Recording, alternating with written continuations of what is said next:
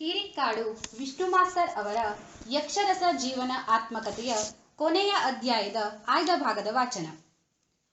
5 ದಶಕಕ್ಕೂ ಹೆಚ್ಚು ಸಮಯ ಯಕ್ಷಗಾನ ರಂಗದಲ್ಲಿ ದುಡಿದು ಕಲಾ ಸೇವೆಯನ್ನ ಮಾಡುತ್ತಿದ್ದು ಇನ್ನೂ ನಾನು ಆ ದಿಶೆಯಲ್ಲಿ ವಿದ್ಯಾರ್ಥಿಯೇ. ಈ ಕಲೆಯ ಇತಿಹಾಸವನ್ನ ಕೆಲವು ವರ್ಷಗಳಿಂದಿದ್ದ ಹಲವು ವಿದ್ವಾಂಸರು ಆ ಕಡೆಗೆ ಆಕರ್ಷಿಸಲ್ಪಟ್ಟು ಸಂಶೋಧಿಸುತ್ತಿರುವುದು ಸ್ವಾಗತಾರ್ಹವಾದ ಒಂದು ಬೆಳವಣಿಗೆಯೇ. ಬಹುಕಾಲದಿಂದ ಬದುಕಿ ಬಂದ ಈ ಕಲೆಗೆ ಆಧಾರ ಗ್ರಂಥವಿಲ್ಲದೊಂದು ದೊಡ್ಡ ತೊಡಕು. ಹೀಗೆಯೇ ಇರಬೇಕು ಇತ್ತು ಎಂಬುದಕ್ಕೆ ಶಾಸ್ತ್ರೀಯ ಶಾಸನವೇನು? ಹೇಗೂ ಬದಲಾವಣೆ ಮಾಡಬಹುದೇ? ಮಾಡಿದರೇನು? ಈ ಪ್ರಶ್ನೆಗೆ ಕೂಡದು ಯಾಕೆ? ಪ್ರತಿಯೊಂದು ಕಲೆಗೂ ಅದರದ್ದೇ ಒಂದು ಸ್ವಂತಿಕೆ ಇದ್ದೇ ಇದೆ. ಆ ತನ್ನತನವನ್ನ ನಾವು ಗುರುತಿಸಲೇಬೇಕು. ಫಲಗಳು ಹಲವಿದ್ದು ಒಂದೊಂದಕ್ಕೆ ರೂಪ ಗುಣ ಬೇರೆಯೇ, ಹೆಸರು ಬೇರೆಯೇ. ಅದಕ್ಕೆ ಹೊಸತನ ತರಬೇಕೆಂದರೆ ಹೇಗೆ? ಮಾವು ಬೇವಾದಿತೆ, ಬೇವು ಮಾವಾದಿತೆ. ಹಲಸು ಹುಳಿಯಾದಿತೆ, ಹುಳಿ ಹಲಸಾದಿತೆ. ಅಂತೆಯೇ ಕಲೆಗೂ ತನ್ನದೇ ವೈಶಿಷ್ಟ್ಯ ಇದ್ದೇ ಇರಬೇಕು. ಸಂಗೀತ ನಾಟಕದ ರೀತಿ ಸೊಗಸು ಬೇರೆ, ಯಕ್ಷಗಾನ ಆಟದ್ದು ಬೇರೆ, ಯಕ್ಷಗಾನ ತಾಳಮದ್ದಳೆ ಅದು ಬೇರೆ. ನನ್ನ ಸಣ್ಣ ಪ್ರಾಯದ ಆ ಕಾಲದಲ್ಲಿ ಯಕ್ಷಗಾನ ಕೂಟಗಳಿಗೆ ಈಗಿನದ್ದಕ್ಕಿಂತಲೂ ಹೆಚ್ಚು ಆಟದ ಹೊಂದಿಕೆ ಇತ್ತು. ವೇಷಭೂಷಣ, ಹೆಚ್ಚಿನ ಕುಣಿತ ಮಾತ್ರ ಇದ್ದಿಲ್ಲ ಅಷ್ಟೇ. ರಾಕ್ಷಸ ಪಾತ್ರ ದಿಂಗಿಣದಲ್ಲೇ ಪ್ರಾರಂಭ. ಕುಳಿತಲ್ಲಿಂದಲೇ ಆದರೂ ಗತ್ತಿನ ಅಟ್ಟಹಾಸ, ಅಭಿನಯ, ಕೈಕಾಲುಗಳ ಅಲುಗಾಟ ಇವೆಲ್ಲ ಇದ್ದೇ ಇತ್ತು. ಆಗ ಹತ್ತಿರದಲ್ಲಿ ನೋಟಕನಾಗಿ ಕುಳಿತಿದ್ದವನ ಪಚೀತಿಯೇ ಪಚೀತಿ. ಏಳಲಿಕ್ಕೂ ಅಲ್ಲ, ಕುಳಿತುಕೊಳ್ಳಲಿಕ್ಕೂ ಅಲ್ಲ ಆ ಸ್ಥಿತಿ. ಪಾತ್ರಧಾರಿಗೆ ಆವೇಶ, ಹುಮ್ಮಸ್ಸು ಬಂದಾಗ ಲಾಗ ಹೊಡೆಯುವುದು ಇತ್ತು. ಯುದ್ಧದ ಸಂದರ್ಭ ಮಾವಿನ ಸೊಪ್ಪಿನ ಗೊಂಚಲು ಕಟ್ಟಿ ಎರಡೂ ಕೈಗಳಿಂದಲೂ ಹಿಡಿದುಕೊಂಡು ಅನ್ಯೋನ್ಯ ಹೊಡೆದುಕೊಳ್ಳುವುದು ಇತ್ತು. ಒಟ್ಟಿನಿಂದ ಆಟದ್ದೇ ಅನುಕರಣೆ. ಈಗ ಅದೆಲ್ಲ ಮಾಯವಾಗಿ ಪರಿಷ್ಕೃತವಾಗಿದೆ. ನಾನು ತಿಳಿದಂತೆ ನಮ್ಮಿತ್ತ ಕಡೆ ಈ ಸುಧಾರಣೆಯ ಉಗಮ ಫಲೀಪ ಭಾಗವತರು, ಶ್ರೀಪತಿ ಶಾಸ್ತ್ರಿಗಳು, ಕೆ.ಪಿ. ವೆಂಕಪ್ಪ ಶೆಟ್ಟರು, ಪೊಳಲಿ ಶಾಸ್ತ್ರಿಗಳು, ಕಿಲ್ಲೆಯವರು, ಸುಬ್ರಾಯಾಚಾರ್ಯರು, ಕುಬಣೂರು ಬಾಲಕೃಷ್ಣರಾಯರು, ಕೆಂಬತ್ತೋಡಿ ಕೇಕುಣ್ಣಾಯರೆ ಮೊದಲಾದವರ ಕಾಲದಿಂದಲೇ. ಆದರೆ ಆ ಸುಧಾರಣೆಯಲ್ಲಿಯೂ ಭಾಗವತನ ಹಾಡಿಗೂ ಅರ್ಥಗಾರಿಕೆಗೂ ರಸಪೋಷಣೆಯಲ್ಲಿ ಹೊಂದಾಣಿಕೆ ಇದ್ದೇ ಇತ್ತು. ಹಿಂದೆ ಭಾಗವತರಿಗೆ ಪುಸ್ತಕದ ಅಗತ್ಯವಿದ್ದಿಲ್ಲ. ಪ್ರಸಂಗದ ಹಾಡುಗಳು ಬಾಯಿಪಾಠವಿತ್ತು. ಆಟದಲ್ಲಿ ನಿಂತೇ ಹಾಡುವ ಪದ್ಧತಿ ಎಂದ ಮೇಲೆ ಅವರಿಗೆ ಪುಸ್ತಕ ಹಿಡಿದುಕೊಂಡು ನಿಲ್ಲುವವರಾದರೂ ಯಾರು? ತಾಳಮದ್ದಳೆಗೆ ಕೂತುಕೊಂಡು ಹಾಡುವುದಾದರೂ ಭಾಗವತರಿಗೆ ಪುಸ್ತಕದ ಅಗತ್ಯವಿರಲಿಲ್ಲ. ಆಳವಾಗಿ ಆಲೋಚಿಸಿದರೆ ಅದು ಹಾಗಿರಬೇಕಾದ್ದು ಅಗತ್ಯವೇ. ಓದಲು ಮುಖ ತಗ್ಗಿಸಿ ರಾಗಾಲಾಪನೆಗೆ ಎತ್ತಿ ಹಿಡಿದು ಅವರು ಪಡುವ ಕಷ್ಟ ನೋಡಿದರೆ ಆ ಸತ್ಯಸ್ಥಿತಿ ಅರ್ಥವಾಗುತ್ತದೆ. ವೇಷಧಾರಿಗಳಿಗೂ ಅರ್ಥಧಾರಿಗಳಿಗೂ ಪದ್ಯಗಳ ಬಾಯಿಪಾಠವಿರುತ್ತಿತ್ತು. ಇನ್ನೊಂದು ಮುಖ್ಯ ವಿಷಯವೆಂದರೆ ಸ್ವರಭಾವವನ್ನು ನೋಡಿಕೊಂಡೇ ಪಾತ್ರ ವಿತರಣೆ ಮಾಡುತ್ತಿದ್ದರು. ಕಾರಣ ಪಾಂಡಿತ್ಯವೆಷ್ಟಿದ್ದರೂ ಪಾತ್ರಕ್ಕೆ ಹೊಂದುವ ಕಂಠಶ್ರೀ ಇಲ್ಲದಿದ್ದರೆ ಅರ್ಥದಲ್ಲಿ ಪಾತ್ರದ ಸ್ವಾಭಾವಿಕತೆ ಮೂಡಿ ಬರುವುದಿಲ್ಲ. ಯಾವ ಪಾತ್ರವನ್ನೇ ಆದರೂ ವಹಿಸಿ ಸಹಜತೆಯನ್ನು ಮೆರೆಸುವ ಪುಣ್ಯವಿದ್ದವರು ಬಹಳ ಕಡಿಮೆ. ಅದರಲ್ಲೂ ಸ್ತ್ರೀ ಪಾತ್ರವನ್ನ ನಿರ್ವಹಿಸಿ ನೈಜತೆಯನ್ನು ಮೆರೆಸಲು ಕೂಟಕ್ಕೊಬ್ಬರು ಸಿಕ್ಕುವುದು ಕಷ್ಟ ಸಾಧ್ಯವಿತ್ತು. ಸುಧಾರಿತ ಪದ್ಧತಿಗಿಂತ ಮೊದಲಿನವರಿಗೆ ಆ ಕಷ್ಟವು ಕಡಿಮೆ ಇತ್ತು. ಅವರು ಅರ್ಥ ವಿಸ್ತಾರಕ್ಕೆ ಹೋಗದೆ ಅಲ್ಲಿಂದಲ್ಲಿಗೆ ಕಡಿಮೆ ವಾಕ್ಯಗಳನ್ನು ಉಪಯೋಗಿಸುತ್ತಿದ್ದರಿಂದ ಸ್ವರವನ್ನು ಮಾರ್ಪಡಿಸಿಯಾದರೂ ಸುಧಾರಿಸಿ ಬಿಡುತ್ತಿದ್ದರು. ಆದರೂ ಹೆಚ್ಚಾಗಿ ಪಾತ್ರಕ್ಕೊಪ್ಪುವ ಸ್ವರದವರೇ ಅದಕ್ಕೆ ಹೊರಡುತ್ತಿದ್ದರಷ್ಟೇ. ಕೇವಲ ಬಾಯಿ ಮಾತಿನಿಂದಲೇ ಇದೀಗ ನಾನು ಚಿಂತೆಯಿದ್ದೇನೆ, ಕೋಪದಿಂದಿದ್ದೇನೆ ಎಂದು ಹೇಳಬೇಕಾದ ಪ್ರಮೇಯವಿದ್ದಿಲ್ಲ. ಹಿಂದಿನ ವೇಷಧಾರಿಗಳಾಗಲಿ ಅರ್ಥಧಾರಿಗಳಾಗಲಿ ವಾದಕ್ಕಿಳಿಯುತ್ತಿರಲಿಲ್ಲ. ಪದ್ಯದ ಅರ್ಥವನ್ನು ಅಲ್ಲಿಂದಲ್ಲಿಗೆ ರಸಾವತ್ತಾಗಿ ಹೇಳಿ ಕೇಳು ಮುಂದೆ ಎಂದು ಹೇಳಿ ಮುಂದಿನ ಪದ್ಯಕ್ಕೆ ಭಾಗವತರಿಗೆ ಅನುಕೂಲ ಮಾಡಿಕೊಡುತ್ತಿದ್ದರು. ಅವರಿಗೆ ವಿಷಯ ಸಂಗ್ರಹ ಪದ್ಯದಿಂದಲೇ. ಹಾಗಾಗಿ ಆಟದಲ್ಲಾಗಲಿ ಕೂಟದಲ್ಲಾಗಲಿ ಮುಖ್ಯ ಸ್ಥಾನ ಭಾಗವತರಿಗೆ ಇತ್ತು. ಎಂತಲೇ ಒಂದು ರಾತ್ರಿಗೆ 300ರಷ್ಟು ಪದ್ಯಗಳನ್ನು ಹಾಡಿ ಅರ್ಥ ವಿವರಣೆಯಾಗಿ ಬಿಡುತ್ತಿತ್ತು. ಹಾಗೆಂದೇ ಯಾವುದೇ ಪ್ರಸಂಗದಲ್ಲಾದರೂ 300ಕ್ಕಿಂತ ಕಡಿಮೆ ಪದ್ಯ ಇಲ್ಲವೇ ಇಲ್ಲ. ಇದರಿಂದ ಒಂದಂತೂ ಸ್ಪಷ್ಟ. ಪ್ರಾರಂಭದಿಂದಲೇ ಯಕ್ಷಗಾನಕ್ಕೆ ಮಾತಿನಲ್ಲಿ ಇತಿಮಿತಿ ಇತ್ತು. ವೇಷಧಾರಿಗಾಗಲಿ ಅರ್ಥಧಾರಿಗಾಗಲಿ ಮನ ಬಂದಂತೆ ಮಾತನಾಡುವ ಸ್ವಾತಂತ್ರ್ಯವಿದ್ದಿಲ್ಲ. ಅದೊಂದು ನಿಶ್ಚಿತ ನಿಯಮವೇ ಇದ್ದು ತಪ್ಪಲು ಭಾಗವತರು ಆಸ್ಪದವೇ ಕೊಡುತ್ತಿರಲಿಲ್ಲ. ತತ್ಕ್ಷಣವೇ ಪದ್ಯ ಹಾಡಲು ತೊಡಗಿಯೇ ಬಿಡುತ್ತಿದ್ದರು. ಒಮ್ಮೊಮ್ಮೆ ಆವೇಶದಿಂದ ಅರ್ಥಧಾರಿಗಳು ಭಾಗವತರು ಹಾಡುವಾಗ ಪದ್ಯದ ಒಂದೊಂದು ತುಂಡನ್ನು ಶ್ರುತಿ ಬಿಡದೆ ಹಾಡುವ ಕ್ರಮವೂ ಇತ್ತು. ಪಾತ್ರ ನಿರ್ವಹಿಸುತ್ತಿದ್ದಾಗ ಅರ್ಥಧಾರಿ ಇತರ ವಿಚಾರಗಳೆಲ್ಲವನ್ನ ಮರೆತು ಆ ಪಾತ್ರದಲ್ಲಿ ತಲ್ಲೀನನಾಗಿ ಬಿಡುತ್ತಿದ್ದ. ಅದು ಪ್ರೇಕ್ಷಕರ ಮೇಲೆ ಒಳ್ಳೆಯ ಪರಿಣಾಮವನ್ನುಂಟು ಮಾಡುತ್ತಿತ್ತು. ಪಾತ್ರ ಚಿತ್ರಣದ ತನ್ಮತೆ ಇದ್ದ ಕಲಾವಿದ ದುಃಖರಸ ಪ್ರಕಟಿಸುವಾಗ ತನ್ನಿಂದ ತಾನೇ ಕಣ್ಣೀರು ಸುರಿಯುತ್ತಿತ್ತು. ಜೊತೆಯಲ್ಲೇ ಪ್ರೇಕ್ಷಕರು ಕಣ್ಣೀರು ಮಿಡಿಯುತ್ತಿದ್ದರು. ಅಂತೆಯೇ ಪ್ರತಿಯೊಂದು ರಸದಲ್ಲಿ ಭಾವ ಪ್ರದರ್ಶನದ ಸಫಲತೆ ಇದ್ದೇ ಇತ್ತು. ಆದರೆ ಇದಕ್ಕೆ ಅಪವಾದದ ಅರ್ಥಧಾರಿಗಳು ಆಗ ಇದ್ದಿಲ್ಲವೆಂದಲ್ಲ. ಅವರನ್ನು ಮಾತ್ರ ಯಾರು ನಿಜವಾದ ಕಲಾವಿದರೆಂದು ಒಪ್ಪುತ್ತಿರಲಿಲ್ಲ ಅಷ್ಟೇ. ಅದ್ಭುತವಾದ ರಸಾವಿಷ್ಕಾರವನ್ನು ಸಾಧಿಸುವ ಸಾಧ್ಯತೆ ಇರುವುದು ಯಕ್ಷಗಾನ ಕಲೆಯ ಒಂದು ಮುಖ್ಯ ವೈಶಿಷ್ಟ್ಯ. ನೃತ್ಯ, ಸಾಹಿತ್ಯ, ಸಂಗೀತ, ವಕ್ತೃತ್ವ ಇವೆಲ್ಲಕ್ಕೂ ಕೈಗನ್ನಡಿ ಯಕ್ಷಗಾನ. ಹಾಗೆಂದು ಶುದ್ಧ ಸಂಗೀತಕ್ಕೋ ಸಾಹಿತ್ಯಕ್ಕೋ ಇಲ್ಲಿ ಸಂಪೂರ್ಣ ಪ್ರಾಧಾನ್ಯವೂ ಇಲ್ಲ. ಹಾಡುಗಾರನಿಗಾಗಲಿ ಅರ್ಥಧಾರಿಗಾಗಲಿ ನಿರಂಕುಶ ಸ್ವಾತಂತ್ರ್ಯವೇನೂ ಇಲ್ಲ. ಒಬ್ಬನಿಂದೊಬ್ಬನಿಗೆ ಪೂರಕವಾಗಿರಬೇಕು. ರಾಗ ಆಲಾಪನೆಯಲ್ಲಿ ಸಾಹಿತ್ಯ ಗುಳುಂ ಆದರೆ ಅರ್ಥಗಾರನ ಅರ್ಥ ಸೃಷ್ಟಿಗೆ ಅವಕಾಶ ತಪ್ಪಿ ಹೋಗುವ ಭಯವಿದೆ. ಮಾತ್ರವಲ್ಲ, ಹಾಡಿನ ರಸಾಸ್ವಾದನೆಯ ಪರಿಣಾಮ ಕುಗ್ಗಿ ಹೋಗಿ ಪಾತ್ರ ಪೋಷಣೆಗೆ ಪೂರ್ಣತೆ ಇಲ್ಲದಾದೀತು.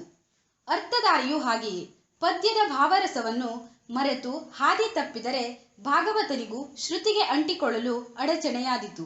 ಮುಖ್ಯವಾಗಿ ಹಾಡಿನ ಶ್ರುತಿಗೆ ಹೊಂದಿಕೊಂಡು ಅರ್ಥ ವಿವರಿಸುವುದರಲ್ಲೇ ಔಚಿತ್ಯವಿರುವುದು. ಮತ್ತೊಂದು ಗಮನಿಸಬೇಕಾದ ವಿಷಯವೆಂದರೆ ನವರಸಗಳ ರಸಕ್ಕನುಸರಿಸಿಯೇ ಕಾಲದ ಇತಿಮಿತಿಯೂ ಇದೆ. ವೀರರಸದ ಪದ್ಯಕ್ಕೆ ಕಡಿಮೆ ಹೊತ್ತಾದರೆ ಶೃಂಗಾರ, ಶಾಂತರಸಗಳಿಗೆ ಅದಕ್ಕಿಂತ ಹೆಚ್ಚು ಸಾಧ್ಯ. ಅರ್ಥಕ್ಕೂ ಹಾಗೆಯೇ ವೀರರಸದಲ್ಲಿ ಹೆಚ್ಚು ವಿವರಣೆಗೆ ಹೋದರೆ ಅಲ್ಲಿಯ ರಸ ಸೃಷ್ಟಿಗೆ ಧಕ್ಕೆಯಾದೀತು. ಸ್ವಾಭಾವಿಕವಾಗಿಯೇ ಕೋಪಾಟೋಪದ ಮಾತುಗಳಿಗೆ ಕಡಿಮೆ ಹೊತ್ತೇ ಮೀಸಲು. ದುಃಖಕ್ಕೂ ಹಾಗೆಯೇ ಗದ್ಗದಿತ ಕಂಠದಿಂದ ಸ್ವಲ್ಪವೇ ಮಾತುಗಳು ಬಂದರೇನೆ ಅದಕ್ಕೆ ನೈಜತೆ. ಈ ಎರಡೂ ರಸಗಳಲ್ಲಿ ಅರ್ಥಧಾರಿಯು ತಾದಾತ್ಮ್ಯವನ್ನ ಹೊಂದಿದರೆ ಅರ್ಥಧಾರಿಗೆ ಉದ್ದುದ್ದ ವಿವರಿಸಲಿಕ್ಕೂ ಕಷ್ಟವೇ. ಹಾಗೆ ವಿವರಿಸಿದರೆ ಅದು ಕೇವಲ ಭಾಷಣವಾದೀತು ಎಂಬುದು ಸ್ಪಷ್ಟವೇ. ನಿಜವಾದ ಒಬ್ಬ ಅರ್ಥಧಾರಿ ವೀರರಸದ ಅರ್ಥ ವಿವರಿಸುವಾಗ ಕಣ್ಣು ಕೆರಳಿತು, ದೇಹ ನಡುಗಿತು, ಕಂಠ ಗುಡುಗಿತು. ದುಃಖದ ಭಾಗದಲ್ಲಿ ಕಣ್ಣಿನಲ್ಲಿ ನೀರಿಳಿದಿತು, ಕಂಠ ಗದ್ಗದಿತವಾದಿತು, ದೇಹ ಕುಗ್ಗಿತು. ಆಗ ತಾನೆಲ್ಲಿದ್ದೇನೆ ಎಂಬ ಎಚ್ಚರವೇ ತಪ್ಪಿತು. ಆದರೆ ಈ ರೀತಿಯ ರಸಸೃಷ್ಟಿ ಹೇಳುವಷ್ಟು ಸುಲಭವೇನೂ ಅಲ್ಲ. ಅದು ಕಲಾ ತಪಸ್ಸಿನಿಂದ ಮಾತ್ರ ಸಾಧ್ಯ. ಅರ್ಥಧಾರಿಯು ನೆನಪಿನಲ್ಲಿಟ್ಟುಕೊಳ್ಳಬೇಕಾದ ಇನ್ನೊಂದು ವಿಚಾರ ಶಬ್ದಗಳ ಬಳಕೆ. ತನ್ನಲ್ಲಿರುವ ಭಂಡಾರವನ್ನೆಲ್ಲ ಎಲ್ಲಿಯೂ ಉಪಯೋಗಿಸಬಹುದೆಂದು ಗ್ರಹಿಸಿದರೆ ಅದು ಶುದ್ಧ ತಪ್ಪು. ಪರಮಾನ್ನಕ್ಕೆ ಸಕ್ಕರೆ ಅಥವಾ ಬೆಲ್ಲ ಹಾಕಬಲ್ಲದೆ ಹುಳಿ ಮೆಣಸನ್ನ ಉಪಯೋಗಿಸಿದರೆ ಹೇಗೆ? ಆದಷ್ಟು ಗಂಭೀರ ಶಬ್ದಗಳೇ ವೀರರಸಕ್ಕೆ ಉಚಿತ. ಬಿಡಿ ಬಿಡಿಯಾದ ಸರಳ ಸುಂದರ ಶಬ್ದಗಳೇ ಶೃಂಗಾರ, ಶಾಂತರಸಗಳಿಗೆ ಯೋಗ್ಯ. ಪಾತ್ರವನ್ನ ಹೊಂದಿಕೊಂಡೇ ಭಾಷೆ, ವಿಷಯಗಳನ್ನ ಅಳವಡಿಸುವುದು ಶೋಭೆ. ರಾಮಾಯಣದ ಕಥಾನಕದಲ್ಲಿ ಮರ್ಯಾದಾ ಪುರುಷೋತ್ತಮನಾದ ಶ್ರೀರಾಮನ ಅರ್ಥದಲ್ಲಿ ಸತ್ಯ, ಸೌಜನ್ಯ, ಸಹನೆ, ಸದ್ಗುಣಗಳಿಗೊಪ್ಪುವ ಶುದ್ಧವಾದ ಮಾತುಗಾರಿಕೆಗೆ ಗಮನ ಕೊಡತಕ್ಕದ್ದು. ಹಾಸ್ಯ, ವ್ಯಂಗ್ಯಾರ್ಥಗಳ ಶಬ್ದ ಜೋಡಣೆಗೆ ಅಲ್ಲಿ ಆಸ್ಪದವಿಲ್ಲ. ಯಕ್ಷಗಾನ ಹಾಡುಗಳಾದರೂ ಅರ್ಥವಾಗುವ ಪ್ರೇಕ್ಷಕರಿಗೆ ಅರ್ಥಧಾರಿಯ ಶಬ್ದಗಳೇ ಅರ್ಥವಾಗದ ಹಾಗಿರುವ ಕ್ಲಿಷ್ಟ ಶಬ್ದಗಳನ್ನು ಉಪಯೋಗಿಸಿದರೂ ಕಷ್ಟವೇ. ಭಾರತದ ಶ್ರೀಕೃಷ್ಣ, ಧರ್ಮರಾಯ, ಭೀಮ, ಅರ್ಜುನ, ಕೌರವ, ಕರ್ಣ, ಭೀಷ್ಮ, ದ್ರೋಣ ಒಂದೊಂದು ಪಾತ್ರದ ಸ್ವಭಾವವನ್ನು ಗುರುತಿಸಿಕೊಂಡು ಅದಕ್ಕನುಕೂಲವಾದ ಶಬ್ದಗಳನ್ನು ಉಪಯೋಗಿಸುವುದೇ ಅತ್ಯಂತ ಸೂಕ್ತ. ಪುರಾಣ ಗ್ರಂಥಗಳಿಗೂ ಯಕ್ಷಗಾನ ಪ್ರಸಂಗಗಳಿಗೂ ಹೊಂದಾಣಿಕೆ ಇಲ್ಲದ ಸಂದರ್ಭದಲ್ಲಿ ಅರ್ಥಧಾರಿಯು ಪ್ರಸಂಗದ ಅಭಿಪ್ರಾಯಕ್ಕೆ ಅಂಟಿಕೊಳ್ಳಬೇಕಾದ್ದು ಯುಕ್ತ. ಅದನ್ನು ಬಿಟ್ಟು ವಾದಕ್ಕಿಳಿದರೆ ದಾರಿ ತಪ್ಪಿ ಗೊಂದಲವಾದೀತು. ಕೆಲವೊಮ್ಮೆ ಪಾಂಡಿತ್ಯ ಉಂಟೆಂದು ಶ್ರೀರಾಮನ ಅರ್ಥದಲ್ಲಿ ಭಗವದ್ಗೀತೆಯ ಶ್ಲೋಕಗಳನ್ನು, ಬಸವಣ್ಣನವರ ನುಡಿಗಟ್ಟುಗಳನ್ನು ಆಧಾರವಾಗಿ ಉಪಯೋಗಿಸುವುದು ಕೂಡ ತಪ್ಪೆ. ಅರ್ಥ ವಿಸ್ತಾರಕ್ಕೂ ಒಂದು ಇತಿಮಿತಿ ಇದ್ದೇ ಇರಬೇಕು. ಕವಿ ಹೃದಯವನ್ನ ಅರ್ಥ ಮಾಡಿಕೊಂಡು ಕವಿ ಬಳಸಿದ ಶಬ್ದಗಳಿಗೆ ವ್ಯಾಖ್ಯಾನ ಮಾಡಿದರೆ ಅರ್ಥದಲ್ಲಿ ಹೆಚ್ಚಿನ ಸಮರ್ಥನೆಗೆ ಅವಕಾಶ ಉಂಟು. ಉದಾಹರಣೆಗೆ ಪಾರ್ತಿ ಸುಬ್ಬನ ಸೇತುಬಂಧನ ಪ್ರಸಂಗದಲ್ಲಿ ಶ್ರೀರಾಮನ ಸೈನ್ಯ ಸಮುದ್ರದ ದಡಕ್ಕೆ ಬಂದ ವಾರ್ತೆಯನ್ನು ರಾಕ್ಷಸ ದೂತರು ಹೇಳಿದಾಗ ಮುಂದಿನ ಪದ್ಯ: ಕೇಳಿದ ದಶಕಂಠ ನುಡಿಯ ರಾಮಪಾಳೆಯ ಸಮುದ್ರದ ತಡಿಯ ಎಂಬುದು. ಇಲ್ಲಿ ಕೇಳಿದ ಎಂಬ ಶಬ್ದ ಪ್ರಯೋಗವನ್ನ ಆಳವಾಗಿ ಪರಿಶೀಲಿಸಿದರೆ ಅಲ್ಲಿ ಆ ಶಬ್ದ ಬಹಳ ಔಚಿತ್ಯವುಳ್ಳದ್ದು. ಅಂದರೆ ಅದುವರೆಗೂ ರಾವಣನಿಗೆ ಅಂತಹ ವಿಷಯವೊಂದನ್ನು ಕೇಳುವ ಸಂದರ್ಭ ಬಂದಿತು ಎಂದೇ ಅನಿಸಿದ್ದಿಲ್ಲ. ತನ್ನ ಸಾಮರ್ಥ್ಯದಿಂದ 14 ಲೋಕಗಳನ್ನೇ ನಡುಗಿಸಿದ ದಾನವ ಸಾಮ್ರಾಟನೂ ಆದ ಅವನ ಲಂಕಾರಾಷ್ಟ್ರದ ಪ್ರಬಲ ದುರ್ಗಗಳಲ್ಲಿ ಒಂದಾದ ಜಲದುರ್ಗದ ಹತ್ತಿರಕ್ಕೆ ವಿರೋಧಿಗಳ, ಅದರಲ್ಲೂ ಸಾಮಾನ್ಯರಾದ ಮಾನವ ವಾನರ ಬಲ ಬಂತೆಂದರೆ ಆಶ್ಚರ್ಯ. ಆದ್ದರಿಂದಲೇ ಆಸಕ್ತಿಯಿಂದ ಕೇಳಿದ ಮತ್ತು ಅದುವರೆಗೂ ಕೇಳದ್ದನ್ನು ಕೇಳಿದ. ಇದು ಹೊರಮೈ. ಒಳಗಿಂದೊಳಗೆ ರಾಮಪಾಳೆಯ ಎಂಬಾಗ ಶ್ರೀರಾಮ ಯಾರು, ಅವನು ಬಂದ ಉದ್ದೇಶವೇನು ಎಂಬ ತನ್ನ ಜನ್ಮದ ಕುರಿತಾಗಿ ಹೃದಯ ಜಾಗೃತವಾಯಿತು ಎಂಬ ಧ್ವನಿಯೂ ಇದೆ. ಇನ್ನೂ ವಿಸ್ತರಿಸಬೇಕಿದ್ದರೆ ದಶಕಂಠ ಕೇಳಿದ ಎಂಬಲ್ಲಿ ರಾವಣನನ್ನು ದಶಕಂಠ ಎಂತಲೇ ಗುರುತಿಸಿದ್ದರ ಉದ್ದೇಶವು ಅರ್ಥವತ್ತಾದ್ದು. 10 ತಲೆ 20 ಕಿವಿಗಳ ಲಕ್ಷ್ಯವು ಏಕಕಾಲಕ್ಕೆ ಒಂದೇ ಕಡೆಗೆ ಕೇಂದ್ರಿಸಲ್ಪಟ್ಟಿತ್ತು ಎಂಬಾಗ ಆ ವಿಷಯಕ್ಕೆ ರಾವಣನು ಎಷ್ಟು ಮಹತ್ವವನ್ನು ಕೊಟ್ಟ ಅನ್ನುವ ಹೆಚ್ಚಿನ ಅರ್ಥವು ಧ್ವನಿಸುವ ಸಾಧ್ಯತೆಯುಂಟು. ಹುಟ್ಟುವಾಗಲೇ ಇದ್ದ 10 ಮುಖಗಳಿಗೆ ಬೆಳೆಯುತ್ತಾ ಕರ್ಮದ ಒಂದೊಂದೇ ಮುಖಗಳು ಹೊಂದಿಕೊಂಡವೆಂದು ಸ್ಪಷ್ಟೀಕರಿಸಬಹುದು. ಪರಮೇಶ್ವರನ ಕೈಲಾಸ ಪರ್ವತವನ್ನಲುಗಿಸಿದಾಗಿನ ಶಕ್ತಿಯ ಮುಖ, ಕೈ ಸಿಕ್ಕಿಕೊಂಡಾಗ ಸಾಮಗಾನದಿಂದ ಪ್ರಾರ್ಥಿಸಿದಾಗಿನ ಭಕ್ತಿಯ ಮುಖ, ಪ್ರಾಣಲಿಂಗವನ್ನ ಪಡೆದಾಗಿನ ಯುಕ್ತಿಯ ಮುಖ, ವಿಜಯ ಯಾತ್ರೆಗೆ ಹೋಗಿ ಬಂದಾಗಿನ ವಿಜಯ ಮುಖ, ದೇವಾದಿ ದೇವತೆಗಳಿಂದ ಸೇವೆಯನ್ನು ಪಡೆದಾಗಿನ ಅಚೇಯ ಮುಖ, ಶಾಪಗ್ರಸ್ತನಾದಾಗಿನ ಭಯದ ಮುಖ, 300ಕ್ಕೂ ಹೆಚ್ಚಿನ ಸ್ತ್ರೀಯರನ್ನು ಒಲಿಸಿದಾಗಿನ ಶೃಂಗಾರ ಮುಖ, ಕೋಟಿ ಕೋಟಿ ರಕ್ಕಸರ ಪ್ರಭುವಾಗಿ ಮೆರೆಯುವ ಅಧಿಕಾರದ ಮುಖ, ಮಂಡೋದರಿಯಲ್ಲಿ ಪ್ರದರ್ಶಿಸಿದ ಪ್ರೇಮ ಮುಖ, ಸೀತಾಪಹಾರದ ಕಾಮಮುಖ. ಹೀಗೆ ಈ ಎಲ್ಲಾ ಮುಖಗಳು ಈಗ ಒಂದಾಗಿ ವಿಚಾರ ಮುಖನಾದ ಎಂಬ ವರ್ಣನಾ ವೈಖರಿಯನ್ನ ಪ್ರದರ್ಶಿಸಬಹುದು. ಅಂತೆಯೇ ವಾಲಿವಧೆಯಲ್ಲಿ ವಾಲಿ ಯುದ್ಧಕ್ಕೆ ಹೊರಟಾಗ ತಡೆದ ತಾರೆಯನ್ನು ಸಂತೈಸುವಲ್ಲಿ ಚಿತ್ರಿತಾರಂಗಿ ಕೇಳು ವಿಚಿತ್ರವಾಯ್ತು ನಿನ್ನ ಮಾತು ಎಂಬ ಪದ್ಯದಲ್ಲಿ ಚಿತ್ರಿತಾರಂಗಿ ಎಂಬ ಶಬ್ದಕ್ಕೆ ಆಶ್ಚರ್ಯಕರವಾದ ಶರೀರದವಳು ಎಂದು ಹೇಳಿದರೂ ಮೇಲಿಂದ ಮೇಲೆ ಅರ್ಥ ವಿವರಿಸಿದಂತಾಯಿತು. ಆದರೆ ಆಳವಾಗಿ ಪರಿಶೀಲಿಸಿದರೆ ಇನ್ನೂ ವಿಸ್ತಾರಗೊಳಿಸಲು ಸಾಧ್ಯತೆ ಇದೆ. ಬಾಲಚಂದ್ರನಂತಿರುವ ಹಣೆ, ಕಮಲದಂತಹ ಕಣ್ಣುಗಳು, ಚಂದ್ರನಿದ್ದಾಗಲೂ ಕಮಲಗಳು ಅರಳುತ್ತಿರುವುದು ವಿಚಿತ್ರವಲ್ಲವೇ? ಚಂಪಕದ ಹಾಗಿರುವ ಮೂಗಿನ ಸಮೀಪವಿದ್ದು ಆ ಕಮಲದ ರಸಾಸ್ವಾದನೆಗೆ ಕುಳಿತ ತುಂಬಿಗಳೋ ಎಂಬ ರೀತಿಯಲ್ಲಿ ಕಾಣುವ ಕಪ್ಪಾದ ಕಣ್ಣುಗುಡ್ಡೆಗಳು, ಸಿಂಹಕಟಿಯಿದ್ದು ಲಕ್ಕಿಸದ ಆನೆಯ ನಡೆ. ಈ ಕ್ರಮದಿಂದ ಒಂದಕ್ಕೊಂದು ವಿರುದ್ಧವಿದ್ದು ಮೆರೆಯುವಂತಹ ಶರೀರ. ನಿಜಕ್ಕೂ ಇದು ಆಶ್ಚರ್ಯವೇ. ಅಂತೆಯೇ ಮಾತುಗಳು ವಿಚಿತ್ರ. ಸುಗ್ರೀವನಿಗೆ ಎಂದೂ ಹೆದರದ ಪರಾಕ್ರಮ ಸಿಂಹನಾದ ವಾಲಿ ಯುದ್ಧಕ್ಕೆ ಹೋಗಬಾರದು ಎಂದರೆ ಆಶ್ಚರ್ಯವಲ್ಲವೇ? ಇಷ್ಟೂ ಸ್ಪಷ್ಟೀಕರಣಕ್ಕೂ ಆ ಎರಡೇ ಶಬ್ದಗಳಲ್ಲಿ ಪುಷ್ಟಿಯಿದೆ ಎಂಬುದನ್ನ ಅರ್ಥಧಾರಿ ಗಮನಿಸಬೇಕು.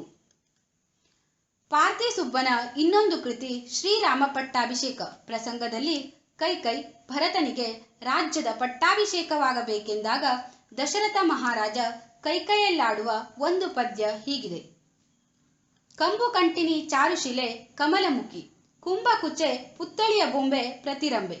ಇಲ್ಲಿ ಕಂಬು ಕಂಟಿನಿ ಶಂಖದಂತೆ ಕಂಠವುಳ್ಳವಳು, ಚಾರುಶಿಲೆ ಒಳ್ಳೆಯ ಗುಣದವಳು, ಕಮಲಮುಖಿ ತಾವರೆಯ ಹೂವಿನ ಮುಖದವಳು, ಕುಂಭಕುಚೆ ಕೊಡದಂತಹ ಮೊಲೆಗಳನ್ನ ಉಳ್ಳವಳು, ಪುತ್ತಳಿಯ ಬೊಂಬೆ ಶುದ್ಧ ಚಿನ್ನದಿಂದ ಮಾಡಿದ ಬೊಂಬೆಯಂತೆ ಕಾಣುವವಳು, ಪ್ರತಿರಂಬೆ ಇನ್ನೊಬ್ಬ ರಂಬೆಯೋ ಎಂಬಂತೆ ಶೋಭಿಸುವವಳು.